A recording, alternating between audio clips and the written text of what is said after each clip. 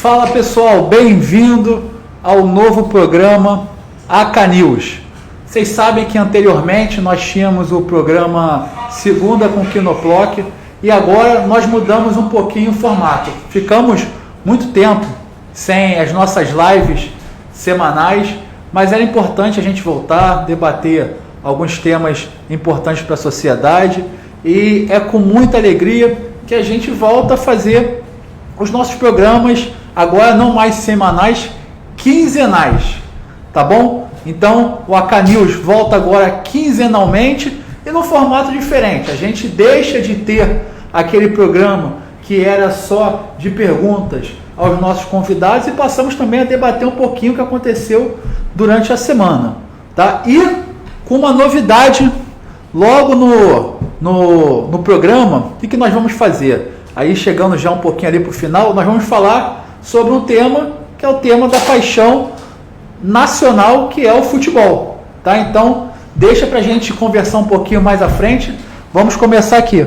E olha, e hoje eu estou com uma entrevistada muito querida, muito importante para nós, importante pela batalha que ela representa, que é a nossa querida Jovita Belfort, que vai falar um pouquinho sobre a questão dos desaparecidos e também sobre a luta que começa ela como a pioneira nessa emanada junto ao ente público, infelizmente sofrendo na pele com o desaparecimento de sua filha Priscila Belfort, e vamos falar um pouquinho mais sobre como está desenrolando isso no estado do Rio de Janeiro.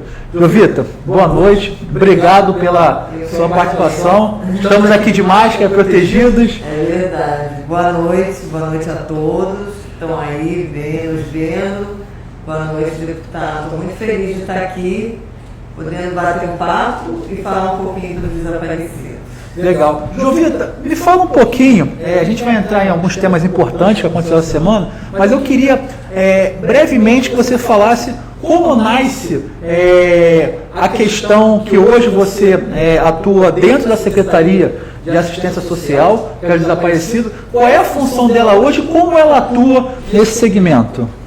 A maior função da coordenadoria, que hoje virou superintendência, é fazer o tema desaparecido, a visibilidade dele, que era totalmente invisível, tanto nos meios acadêmicos, quanto na LERJ, quanto em vários lugares assim, que fazem as leis, que fazem todas essas coisas que a gente precisa.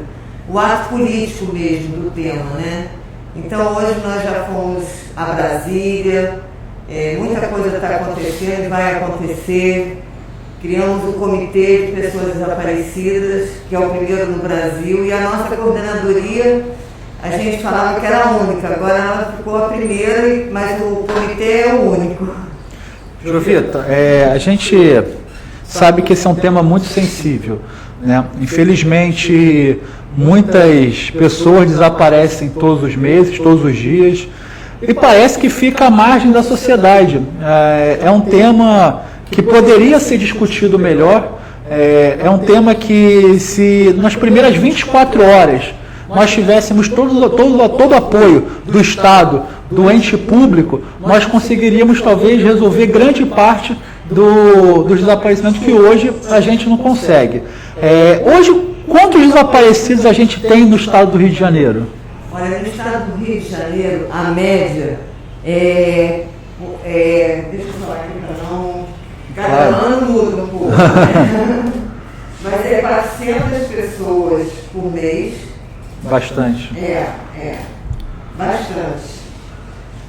Todo mês aparece a média de 400 pessoas por mês e no final do ano a média é entre 4 mil a 5 mil por mês. Isso no estado do Rio. E qual é o percentual de pessoas que aparecem após a comunicação do desaparecimento? Olha, depois da instalação da DDPA no Rio de Janeiro com a doutora Eve, isso se tornou muito melhor, porque a delegacia especializada é importantíssima. Então, o que acontece? Ela começou a criar métodos de investigação E hoje a média dela é de 80%, 70%, às vezes até 90%. Tanto os vivos quanto os mortos, né, encontrados. E a delegacia da Baixada também está tendo uma boa volta também, em termos de 70% a 80% dos casos da Baixada, que são bastantes. Jovita, eu tive essa semana com o governador Cláudio Castro, com o secretário de Polícia Civil, o secretário Dr. Alan Turnovski, para alguns temas. Os temas é o Alerta PRI, que é um projeto que vem inspirado no Alerta Amber, né, americano, já está em mais de 30 países. A gente, como forma de incentivar e também trazer o problema para o problema nosso, a gente aí uma grande valia de forma também de trazer à tona a questão da Priscila, a gente transforma em Alerta PRI. E uma coisa que o governador botou que eu achei muito justo da parte dele e sensível, eu já tenho um projeto que a Delegacia de Descoberta de Paradeiros tem de ter em todo o estado. Hoje a gente só tem, a Delegacia de Descoberta de Paradeiros só atende o município do Rio. Sim. Então a ideia é atender todo o estado. Mas o governador falou uma coisa muito interessante. Olha, não faz sentido nenhum a Delegacia de Homicídios ter núcleo de desaparecidos. Por quê? Aquele que já vai procurar um ente desaparecido tem que ir numa delegacia de homicídios. Isso é uma coisa que eu também estive com o doutor Alan há um tempo atrás, há 2, 3 semanas atrás, e um dos temas foi esse, e ele me deu a palavra dele que, tendo o exame para a Polícia Civil, a primeira delegacia seria de desaparecidos na Baixada. Porque, tanto na época, porque eu tenho a felicidade de poder falar que a DDPA foi criada por mim, porque eu fiz uma campanha com meu filho, o Zico e a Ana Maria Braga, pedindo assinaturas, e até que a delegada Marta Rocha abriu a sala para a gente, depois o Fernando Veloso, e saiu a delegacia.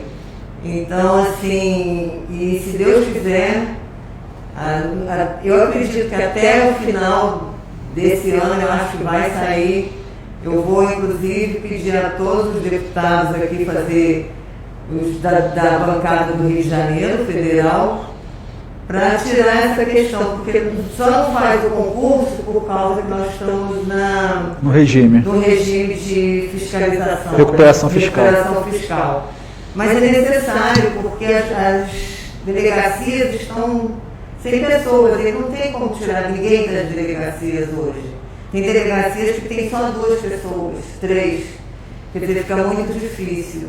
E realmente é muita crueldade uma mãe entrar numa delegacia de homicídio. Muita mesmo. É verdade, Jovita. A gente vai voltar a falar um pouquinho mais dos temas, inclusive das crianças que desapareceram há pouco. Faz 2 meses que desapareceram aquelas crianças em Belfor Roxo. Sim. E a gente ainda não tem resposta. Mas a gente vai voltar a esse tema. Eu vou ler agora um pouquinho do que tem acontecido essa semana. Acho que é importante. Hoje, um dia importante para o Brasil. A gente acaba de ter uma posição, uma decisão do ministro Edson Fachin, do STF, quase que extinguindo todas as penas do presidente Lula, dizendo que essas penas não caberia competência a Curitiba, ao Tribunal Regional de Curitiba, passando assim para Brasília. Então a gente cria aí uma grande celeuma no Brasil, importante, e acho, Jovita, eu queria ouvir um pouquinho até a sua opinião com relação a isso, eu entendo que é difícil a gente pedir aos nossos convidados que eles se coloquem em posições de governo, de oposição, mas a gente está falando aqui de algo importante para o Brasil, até porque o Brasil passou por momentos importantes para a democracia nos últimos anos. Eu queria ouvir um pouquinho a tua opinião com relação a isso. Eu acho que o maior ganho nosso foi a democracia. Realmente, assim, Eu não vejo outro caminho para o Brasil a não ser a democracia. Não vou entrar em termos políticos, que tem pessoas hoje que estão muito felizes e pessoas que estão muito tristes. Mas eu fico pensando, se eu fosse estrangeiro, investidor do Rio de Janeiro, do Brasil, o que eu pensaria de um país desse? Porque não é só a questão hoje desse tema do Lula. Por que isso não aconteceu antes? Deixou para ser o quê? 5 anos atrás? 4 anos atrás? Eu não vejo isso em nenhum outro país. Que uma decisão de terceiro porte, né, dos juízes, depois de tanto tempo extinguir. Tanto é que hoje o dólar está lá em cima, quase a R$6. A bolsa caiu. Por quê? Porque realmente é uma loucura isso, né? Então, assim, eu acho que tem certas coisas que no Brasil não poderia mais existir. Né? E uma das coisas é a palavra ser a palavra. Porque o que eu vejo nisso é que a palavra aqui no Brasil não vale nada. Né? Como é que uma palavra dos vários juízes de repente não vale nada? É uma insegurança jurídica muito grande, né? Muito, muito grande. E isso vai para todas as temáticas, não é só essa, né? Então, assim, eu acho que a questão maior é essa questão da insegurança jurídica mesmo, que a gente tem para os outros países. Jovita, eu tenho uma posição muito clara com relação à questão do Lula, e aí eu não vou entrar nem no mérito do sítio de Atibaia ou do duplex no Guarujá. Isso está na nossa memória muito recente. Nós tivemos escândalos gravíssimos na Petrobras, onde oneraram não só a empresa, mas oneraram a sociedade no modo geral. Para se ter uma ideia, a Petrobras tinha uma empresa chamada Sete Brasil, que iria fazer diversos navios sondas aqui para exploração de petróleo, né? Diversos navios sondas aqui no Brasil, com diversos estaleiros que foram criados só para isso. E com essa corrupção, com esse escândalo todo, todos esses estaleiros quebraram. Então são milhares de empregos que deixaram de existir, bilhões que tinham sido investidos e a gente perdeu. E a gente também pode lembrar o próprio Comperj aqui em Itaboraí, que é uma aberração. E por sua vez a gente também tem um BNDES, tem tantas outras empresas que, caramba, é o nosso dinheiro. É o nosso dinheiro. A gente paga muitos impostos no Brasil, muitos. E a verdade é que a gente vê, assim, uma zombação danada com dinheiro público. Então, para mim é uma tristeza muito grande. Eu espero que o pleno, né, seja a turma, ou seja, o pleno do STF, através de um recurso da PGR, consiga reverter isso, porque o brasileiro não aguenta mais a impunidade, seja com qualquer crime, né? Justamente. Eu fico assim me perguntando, né? E as outras coisas? Porque isso abre um parênteses, né? Uma maneira que outras pessoas vão... O que vai vir daí, né? Porque eu acho que tem... se faz de uma pessoa, começa a fazer de vários, né? Então, assim, a gente está... Eu fico com muito medo disso pela questão de pedófilo, porque não atinge só político, não é só para político, né? Se você começa a questionar tudo depois de vários anos, né? E fora o dinheiro que foi gasto nesses vários anos com esses juízes, e eu acho assim que o Brasil tem que ter agora quem vai querer investir aqui?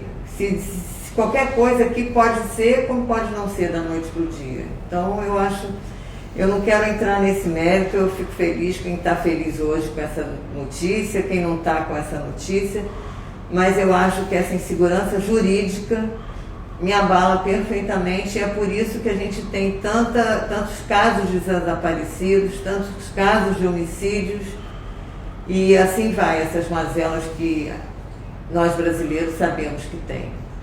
Jovita, você sabe que hoje, mudando um pouquinho da água para o vinho, você sabe que hoje é aniversário de Bangu. Então mandar parabéns aí para o bairro de Bangu. Eu tenho amigos que moram lá. Parabéns, Bangu.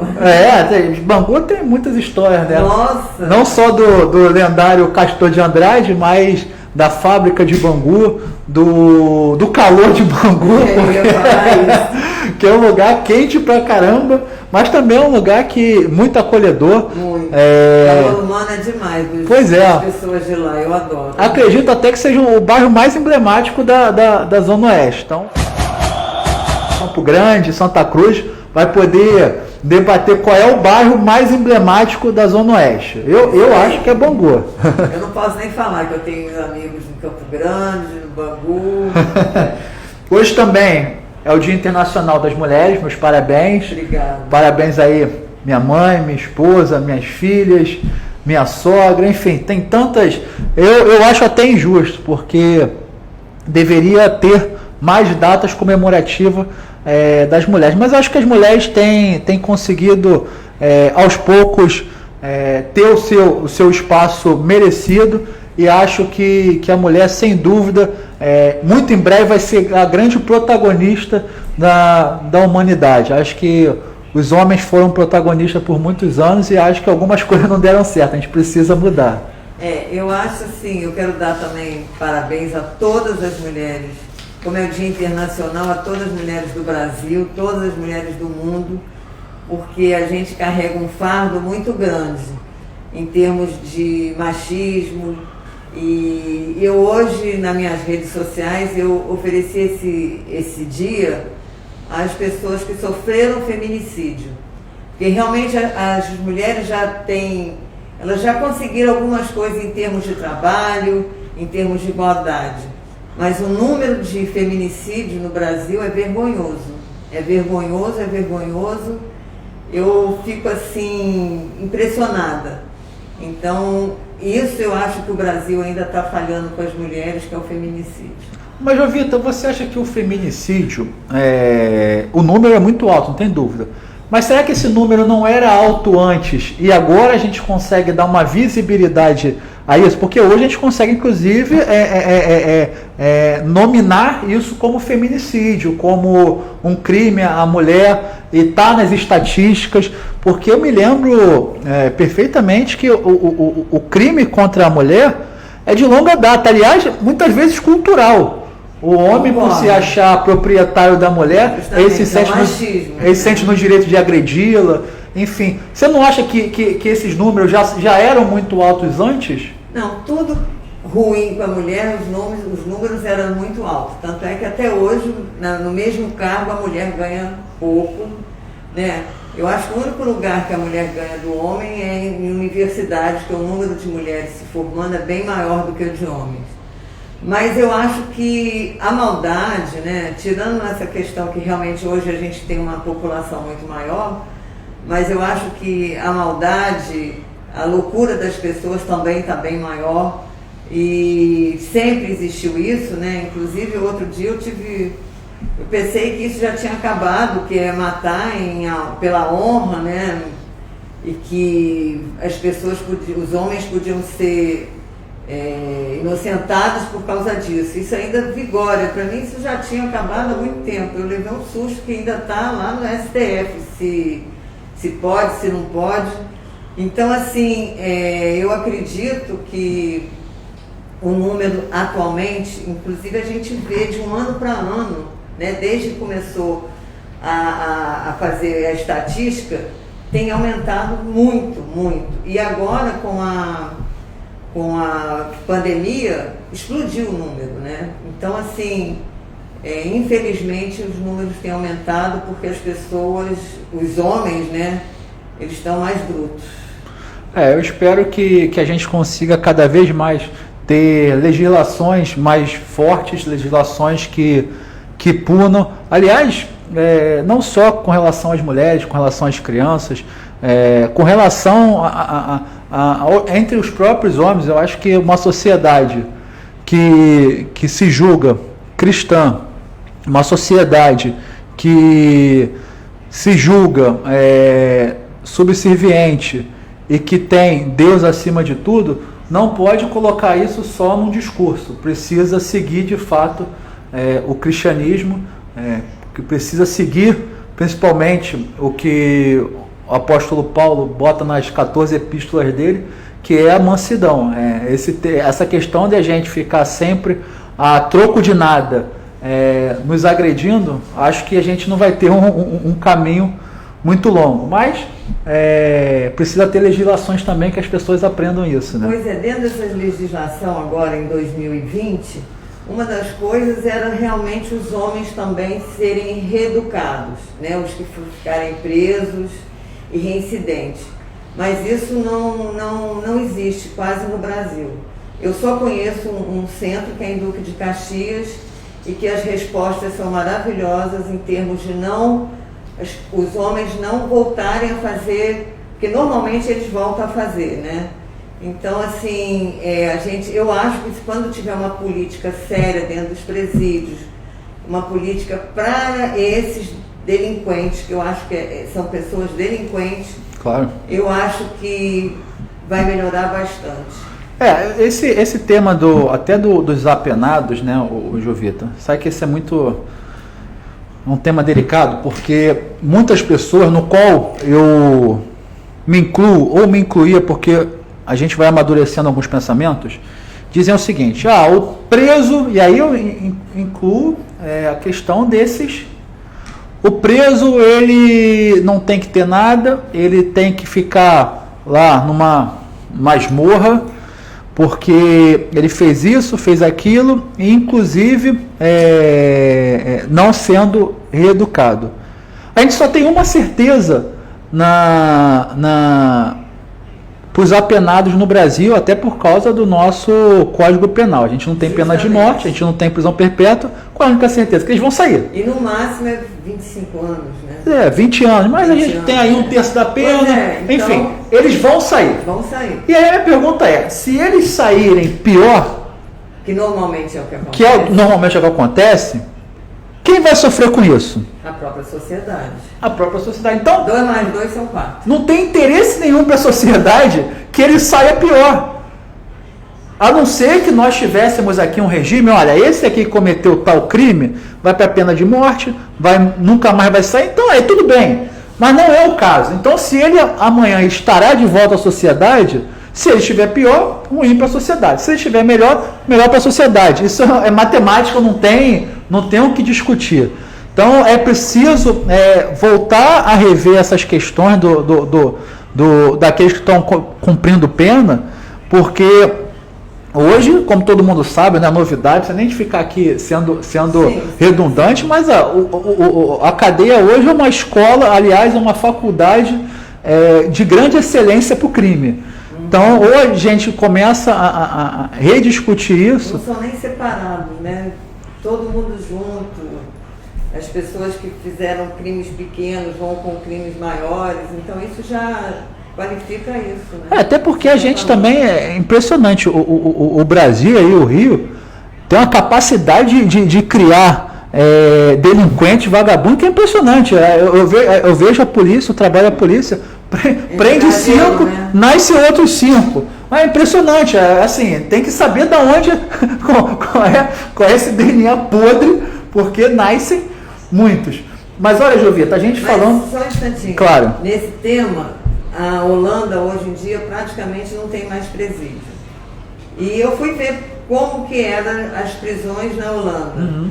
Então, as prisões na Holanda, no máximo 2 pessoas ficavam numa cela, a maioria era de 2, sendo que, se de bom comportamento, ficava numa cela sozinha. Existia banheiro e não aquele buraco. Boi, né? Boi, famoso boi. E eu nem sabia esse nome.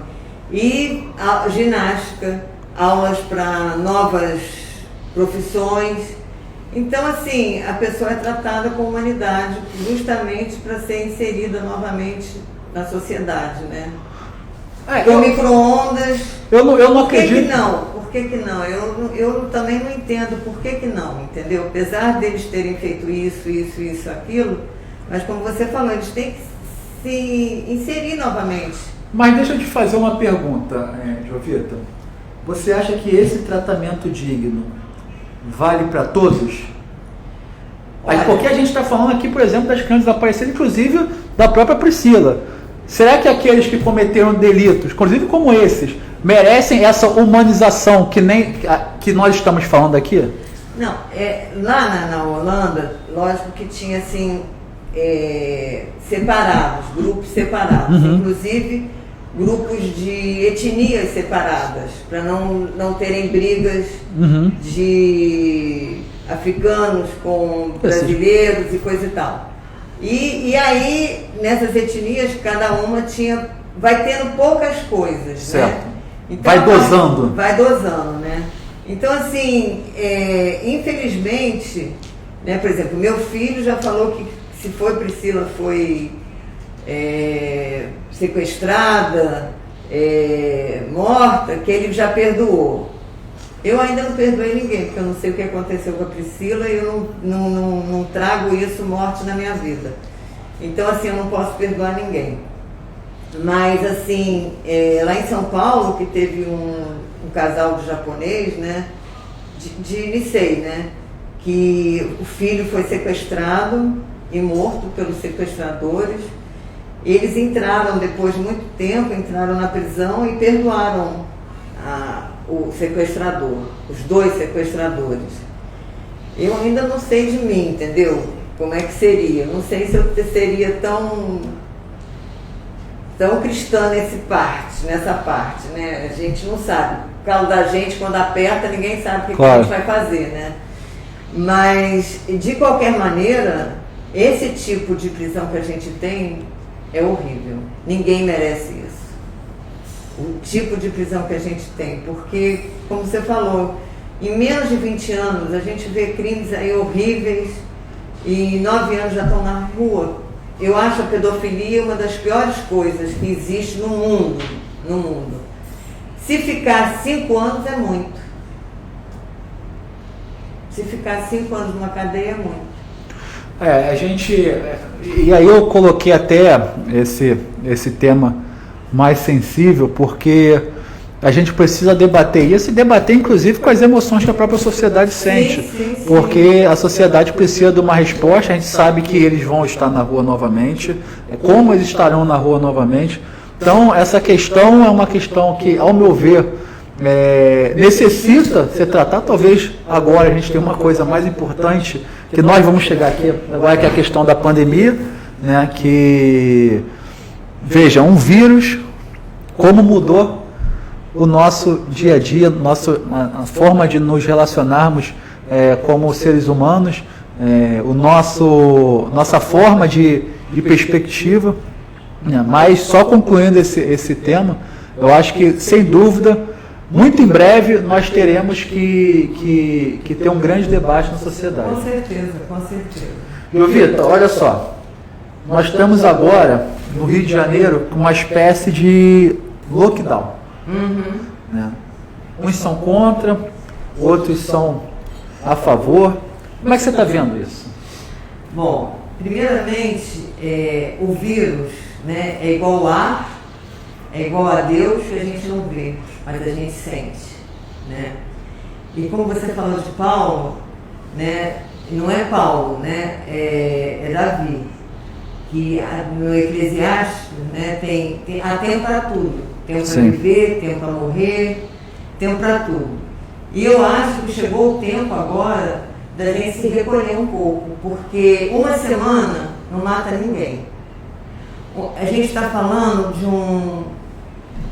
ele parece um lockdown, porque não é um lockdown, né? Lockdown é o que a gente viu na Europa, que não sai ninguém na rua mesmo, de manhã, de tarde, de noite, tudo fechado, a não ser coisas essenciais.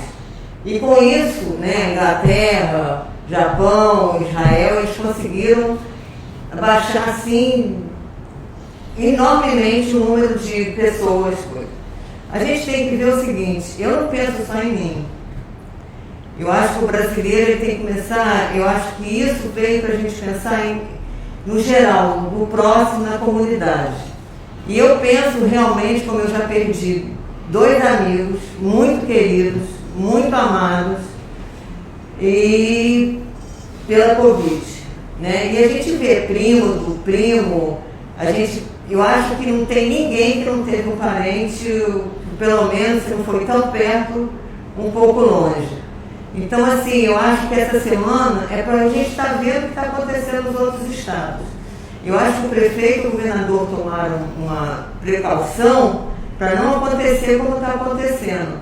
Ter pessoas que morrem na fila esperando uma UTI. Né? E eu acho assim, se a gente tem amor ao próximo, né? Se a gente não quer que aconteça com a gente, eu acho que uma semana, pelo amor de Deus, gente, não é muita coisa, né? Isso quinta-feira que vem já vai abrir tudo, se Deus quiser vai diminuir, porque a gente não pode esquecer que tem 5 cepas novas que são ligeiras, né? Ligeiras.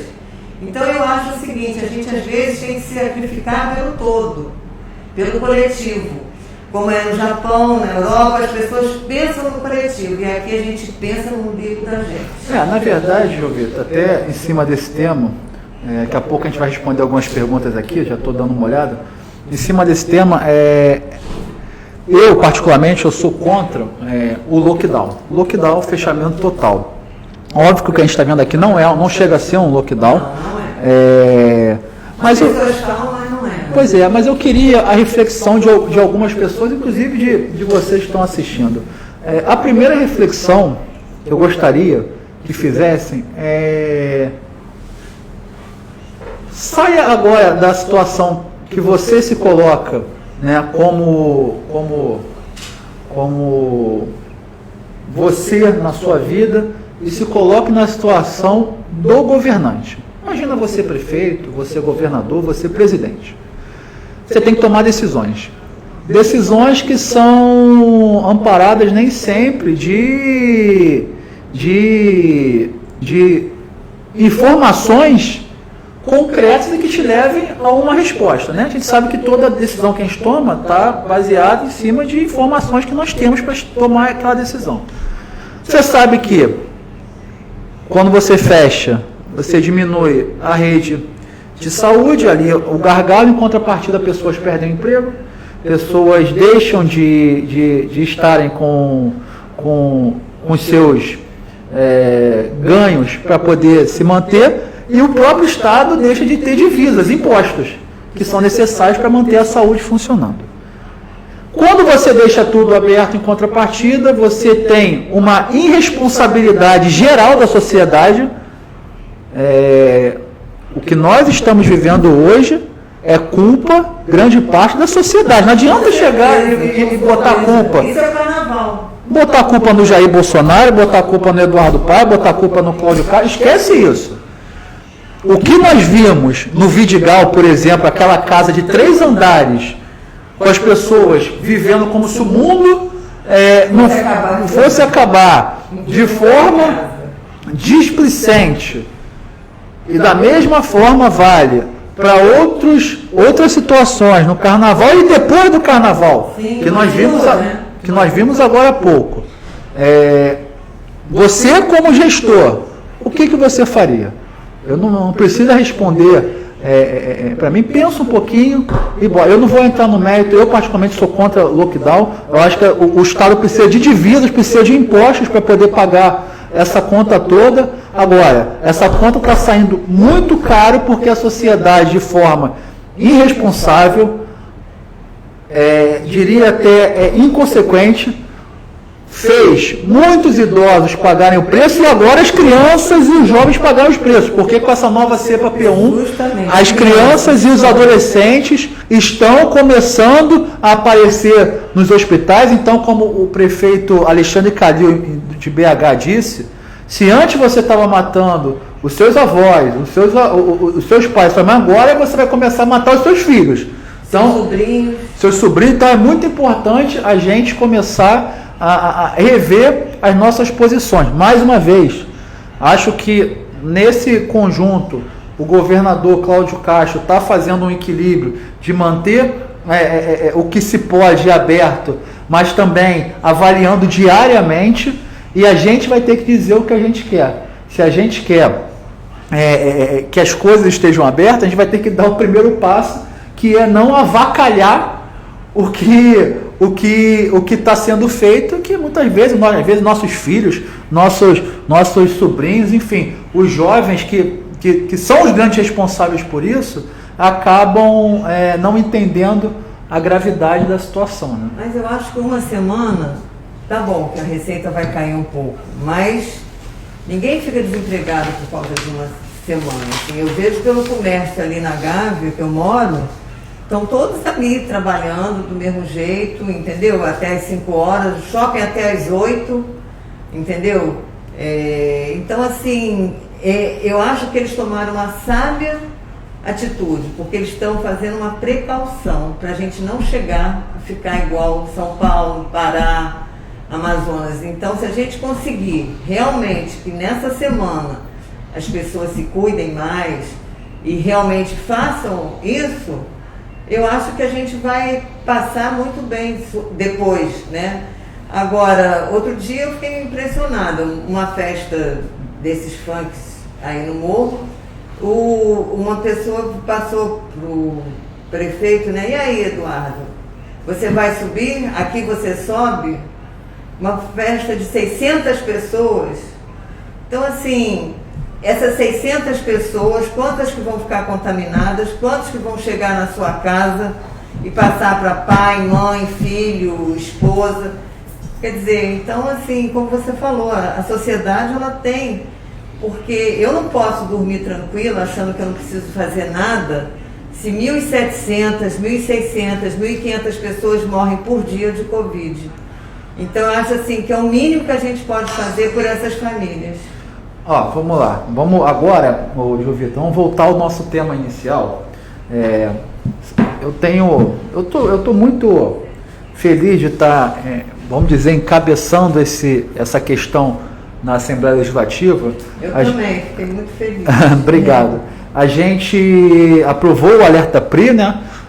Para quem não sabe, o que é o Alerta PRI? Nos Estados Unidos, toda vez que uma criança desaparece e é informada às autoridades policiais, tem um Alerta Amber, né? O Alerta Amber foi uma criança, Amber, que desapareceu, se não me engano, em 1996, né? E criaram esse alerta para poder chegar nos celulares, também nos radares das rodovias e nas TVs. Então aparece um alertazinho no seu celular, Alerta Amber, criança de nome tal, tal, tal, idade tal, tal, tal, foi vista, né, da última vez a tal horas em tal lugar, e a foto, para que as pessoas minimamente façam isso, olhem ao seu redor para ver se aquela criança está ali.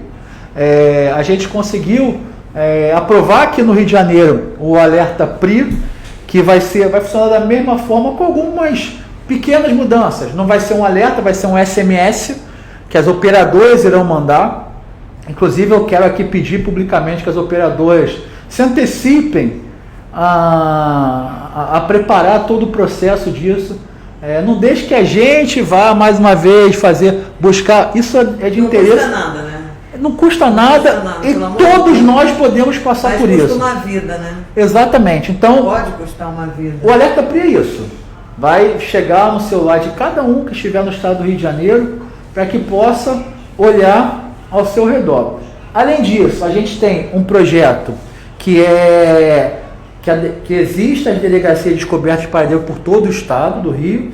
Então a gente teria uma na Baixada, teríamos uma no Noroeste, na região serrana, e no Sul Fluminense, né? Também na região dos Lagos, para que a gente possa ter delegacias. A doutora Ellen faz um grande trabalho na delegacia de descoberta de paradeiros aqui do município do Rio. Sim. E pode ser talvez a grande precursora de tudo isso. Ela dá até consultoria para fora do país. Não, ela se especializou mesmo no. Inclusive a delegacia, o Rio de Janeiro tem bons cases disso. Antigamente a delegacia de sequestro, né, a DAS, Delegacia de Antissequestro, foi uma grande referência para o Brasil. Então a gente também tem, Jovita, e aí a gente está indo para o finalzinho aqui, antes das suas considerações, mas eu queria que você falasse, a gente está propondo, a gente deve votar agora nas próximas semanas, aliás, governador, a gente tem um compromisso já na próxima semana de sancionar o decreto que regulamenta a lei do Alerta PRI. Então, se Deus quiser, nas próximas semanas, se eu não me engano, já na próxima, aí o nosso secretário de Assistência Social, Bruno Dauari, tá organizando para a gente fazer um evento de publicação desse decreto. Mas a gente, Jovita, a gente está agora com a CPI das crianças desaparecidas. A gente vai votar agora em plenário para entender o que está acontecendo, porque na Baixada virou febre. As crianças desaparecem. Já era febre. Já era febre, né? Sempre foi.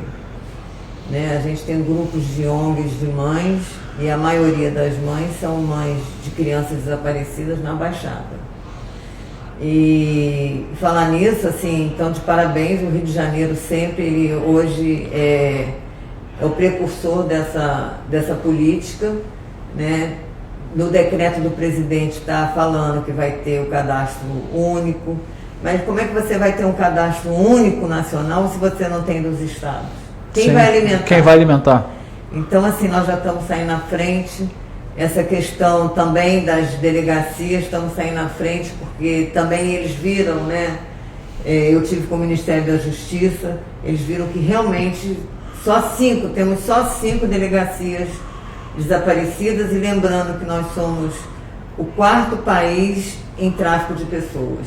Tráfico de crianças, tráfico de mulheres, tráfico de órgãos, tráfico de adoção. Então, assim, eu não entendo como isso já não tem, mas não tem porque é invisível. A sociedade, quando eu fiz na LERJ, né, audiência pública, a maioria dos deputados que estavam lá, eles não tinham noção do que é o número. Na época, foi em 2019, a gente tinha mais desaparecidos do que homicídios dolosos, né? Então, assim, é uma coisa assim inexplicável. Então, assim, eu fico feliz que está tudo caminhando junto, né? A LERJ, a superintendência, o governo, né? O Ministério Público, a polícia. E vamos fazer um apelo aqui para sair esse concurso da Polícia Civil, né? Vamos lá. Olha, as bancadas aí federais do Rio de Janeiro, do Brasil, do Rio de Janeiro, né? Do estado. Vamos lá. Tá por isso. A Jéssica de Caxias perguntou o que falta para termos uma delegacia voltada a desaparecidos na Baixada. Jéssica, como a gente disse, a gente já está num processo. O que a Jovita está falando aqui com relação ao concurso da Polícia Civil, hoje, a Polícia Civil ela pode fazer concurso para botar novos policiais no quadro carente que esteja ali sobre déficit em cima do que já tinha antes do regime de recuperação fiscal. Se eu não me engano, isso já está em andamento, que a gente consiga suprir essa vacância. Agora, eu acho que o último concurso, eu não sei se foi 2014 ou 2012. Foi chamado agora há pouco investigadores e oficiais de cartório, mas a gente ainda tem... 2012. Isso, mas a gente ainda tem uma vacância muito grande, e acredito que em breve saia para a gente ter essas delegacias. A outra pergunta do Márcio, ele pergunta se gostaria de saber informação a respeito do alerta PRI e de outras propostas que o senhor pode ter para a prevenção e enfrentamento ao desaparecimento de pessoas. Então, Márcia, o alerta PRI, a gente já está na fase final aí da regulamentação. A regulamentação nada mais é que o modus operandi de como vai funcionar a lei. Tá? Acredito que essa próxima semana a gente já tenha, se Deus quiser, isso publicado. E a gente também tem diversas outras leis aqui que a gente está fazendo com relação à delegacia, ao desaparecimento. Acho que a Jovita e a doutora Ellen tem muito mais conhecimento no tema do que eu. Eu, na verdade, eu sou só o portador ali de criar a PL, mas eu vou me debruçar um pouquinho mais com elas para a gente ver outras leis que a gente possa aperfeiçoar bastante essa questão, né? A Jovita falou que tem muita coisa para fazer. Muita. Agora eu queria pedir também o apoio dos colegas da LERJ para a gente poder tramitar mais rápido essas leis que muitas vezes ficam presas nas comissões permanentes. E por sua vez o Anderson fala aqui das medidas restritivas, por que fazer novamente se não funcionaram antes? Anderson, eu acho que cada momento é um momento. Eu prefiro que a gente espere passar essa semana para a gente entender qual foi o cenário que nós encontramos antes e encontramos depois. Jovita, a gente já falou aqui pra caramba, a gente está chegando nos momentos finais. Eu queria que você fizesse aí uma breve despedida, dizendo um pouquinho, falando sobre a questão aqui eu vi que vocês estão com um folder de como enfrentar casos de pessoas desaparecidas, e aí tem aqui tudo. Para quem não sabe, a Jovita hoje coordena na Secretaria de Assistência Social a questão dos desaparecidos, né, Jovita? A gente tem aqui um cartaz de o que fazer, qual o passo a passo quando uma pessoa desaparece, uma pessoa, um ente nosso, uma pessoa que estejamos próximos. Ela vai falar um pouquinho aqui, também vai falar um pouquinho da Priscila, e de antemão eu já agradeço a sua presença, Jovita. Olha, eu que estou muito feliz, agradeço de estar aqui com o senhor. Nada, senhor, nada. Ele podia ser meu filho, gente, mas ele é um deputado, né? Então... Não, eu poderia ser o seu filho, só que o seu filho é um campeão mundial, tem diversos títulos, tá? Se eu tivesse sabe assim, primeiro eu queria já até pedir que a senhora retransmita um abraço ao Vitor, que é uma pessoa que eu acompanhei tanto a minha vida como lutador. Você sabe que eu tenho 2 filhas e eu brinco com ela o seguinte: toda vez que eu vejo um lutador, eu falo assim: filha, papai já lutou contra ele e já ganhou. Aí ela não acredita. Mas parabéns aí pelo filhão. Eu também sou fã dele, além de ser mãe. Eu acho assim que hoje, né, essa live aqui para falar de desaparecidos é um presente, porque nós precisamos de falar, mostrar, porque só assim vai entrar na cabeça das pessoas que é um caso de emergência no país, porque é um país que normalmente é de 79 mil e alguma coisa, e 82 mil todos os anos, sendo que a metade praticamente é criança, não dá mais para ficar debaixo do tapete, né? E eu fico muito agradecida de ver a Lerge ir na frente disso, né, com você, e eu espero que essa CPI, eu já participei de 2 CPIs no passado de desaparecimento, e eu espero que essa não vire pizza, que a gente saia realmente com, agora que já está mais assim, com propostas reais, né, para enxugar, né, fechar a torneira, não é enxugar o chão, né? Se a gente não fechar a torneira, não vai adiantar nada. Então, assim, eu fico muito feliz porque não é brincadeira, o sofrimento de uma família é destruída, a família é destruída. Eu levei alguns anos para me refazer, né? E aquilo, meu filho falou uma vez uma coisa que até hoje dói meu coração. Porque ele falou: vocês não sabem o que é ser filho de pai e mãe vivos e que parecem que estão mortos. E aquilo tocou meu coração tão fundo que realmente eu não olhava mais para ele, para os meus netos.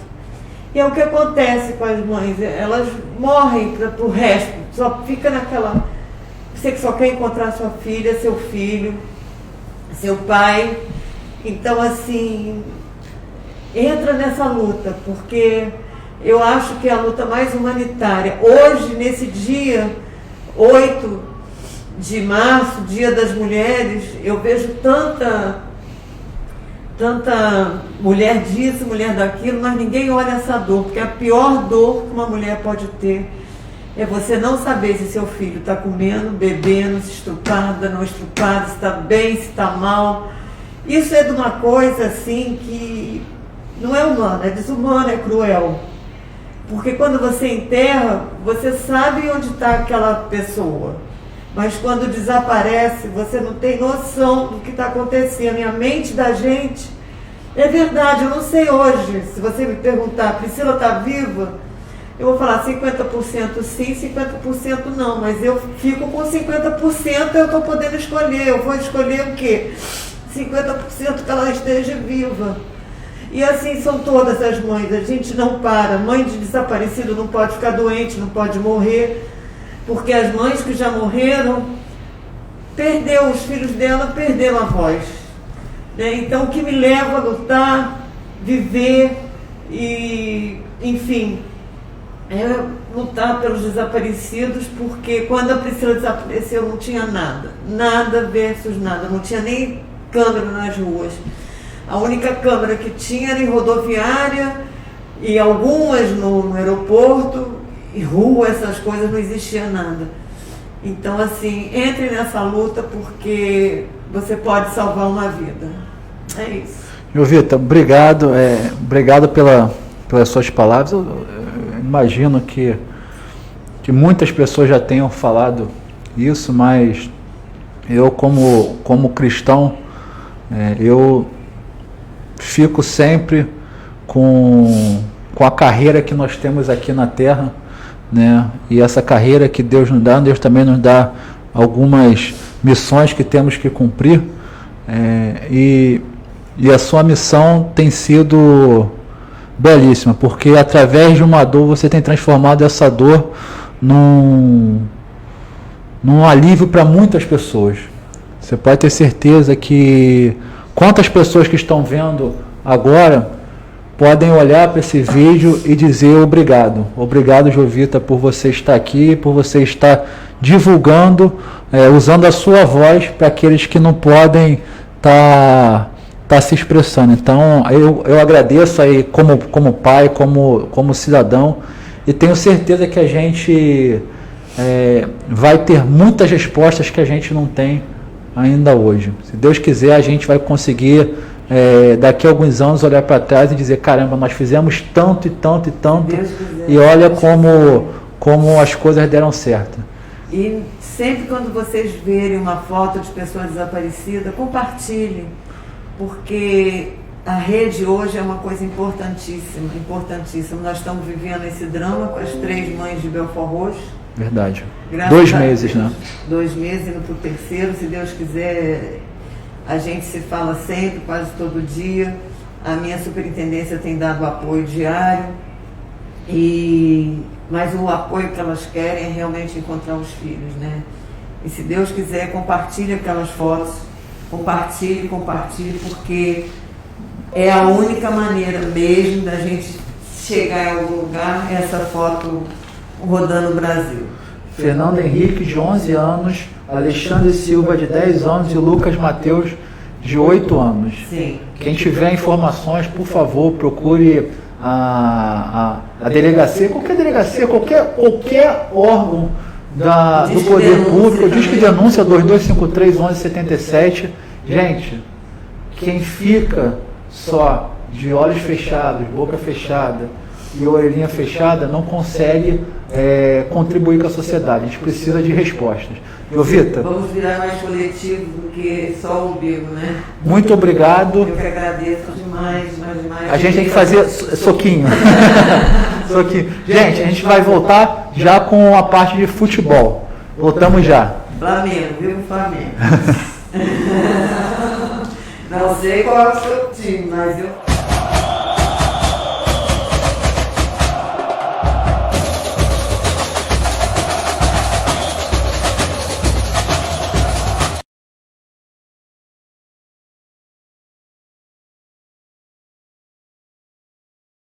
Voltamos aqui. Pessoal, voltamos aqui para falar agora do futebol. Não, vai você mais um pouquinho para lá. Esse aqui é garoto começando agora aqui, recém-chegado. Pessoal, olha só. Futebol. Vamos hoje. Eu não vou nem falar muito do Flamengo, porque é covardia com o futebol brasileiro, né? Jorge é o nosso comentarista amador de futebol aqui do nosso gabinete. Jorge, ontem Palmeiras campeão em cima do Grêmio. E agora a gente tem uma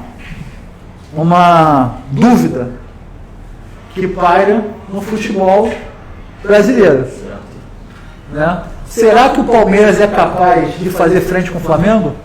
Verdade. Primeiro, Boa noite, deputado, meu grande amigo, mais de 15 anos de estrada. Verdade, Palmeiras campeão, mostrando a eficiência, né, do esquema armado pelo Abel Ferreira, um contra-ataque fulminante. E Flamengo e Palmeiras nas frentes aí, né, nas conquistas nos últimos anos, demonstrando que o investimento a médio e longo prazo faz total diferença. Mas esse time do Palmeiras é um time de garotos. É um time de garotos, uma mescla, né, de time de garotos, mas mostra que elenco grande faz diferença. Né? Então você tem peças para substituir e manter o nível de atuação do time. Né? Coisa que o Flamengo, até mesmo em 2019, não conseguia ter. Então o Jorge Jesus esmagava o time do Flamengo com pouquíssimas substituições. Diego ajudava, né, na época, como reserva de luxo. Mas o Flamengo teve uma queda até fisicamente na temporada 2020/2021, que culminou nesse título com uma margem tão pequena de pontos, quando na verdade a real situação do campeonato era de que o Flamengo dominaria e abriria. Mas aí, Jorge, olha só. A gente tem alguns fatores que o Flamengo, óbvio que todos os times sofreram, mas o Flamengo acabou sofrendo mais por ser muito dependente disso. O primeiro é a torcida, não tem dúvida. O Flamengo no Maracanã com a torcida é uma coisa, sem torcida é outra. Mas o Atlético Paranaense também é, o Grêmio, óbvio. Mas o Flamengo, ele teve essa força em 2019. Né? As mudanças também de treinadores fizeram efeito. Mas a pergunta é, agora a gente vai ter em abril 13 ou dia 11, a final da Supercopa Flamengo e Palmeiras. Né? Você aposta num Palmeiras de Gabriel Menino, Gabriel Veron, e aí com alguns experientes ali como Luiz Adriano, ou o Flamengo do Gerson, do Gabigol, do Everton Ribeiro? Eu acho que, por se tratar do jogo eliminatório, eu tento ficar em cima do muro. Acho que ficando em cima do muro, eu considero que o Palmeiras tem chance sim de bater o Flamengo pelo eliminatório, Alexandre. O Flamengo, a duras penas, passou das oitavas de final da Libertadores de 2019, mesmo com um puta time, acabou sendo eliminado da última Copa da Libertadores justamente por esse sistema. É um jogo mata-mata, com o time que o Palmeiras tem, com uma estratégia bem definida, que eu considero hoje o melhor contra-ataque do Brasil. Isso se gostou contra o Grêmio agora, eu acho que o Palmeiras tem boa. Sabe que a sua opinião me deixa muito feliz, porque você tem uma certeza agora que eu tenho que o Flamengo vai ser campeão. Porque toda vez que vem alguém com opiniões falando que o Flamengo vai ganhar não sei o que, o Flamengo perde. Então eu prefiro isso. Agora deixa eu te fazer uma pergunta. Se você cavar hoje um buraco aqui, você vai chegar ao centro da Terra e depois você vai chegar à Ásia. Será que o Vasco já conseguiu chegar à Ásia? Ou talvez Sibéria, né? Ou talvez Sibéria. Porque a situação ali é caótica, o time só perde. De fato.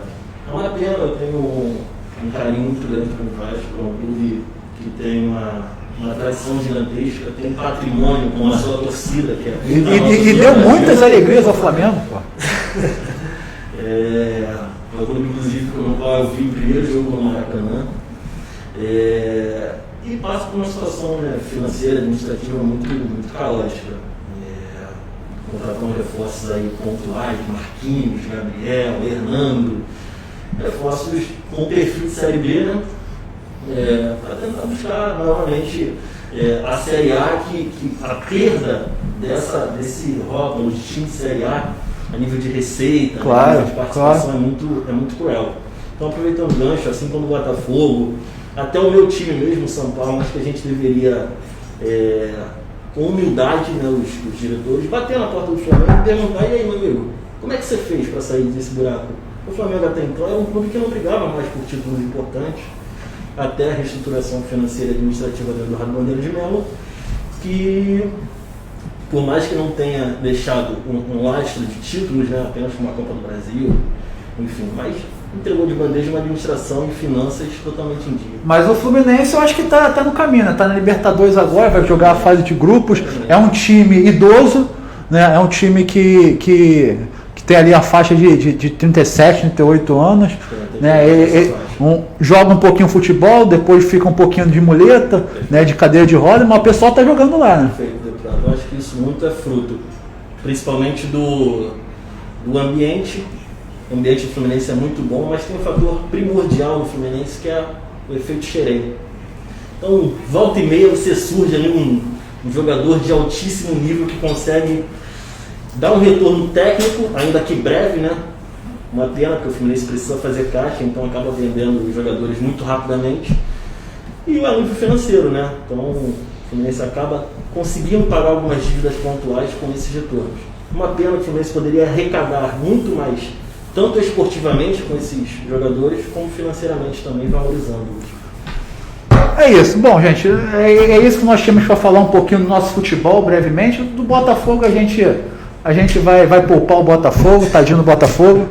Jorge, obrigado aí pela participação. É isso. Pessoal, primeiro programa, nós tivemos ainda alguns ajustes técnicos, mas vamos melhorando ao longo do tempo, até porque aqui não é TV Globo, aqui é descontraído, vai falando, vai ajeitando, mas no final das contas tudo dá certo. Um grande abraço a todos, queria agradecer aqueles que assistiram, queria agradecer acima de tudo a Deus que esteve no controle sempre de todas as situações e está aqui no controle. Tenha fé, ore a Deus toda vez que você se sentir amargurado ou acuado, porque Ele sabe de todas as coisas. Um forte abraço e fique com Deus. Tchau.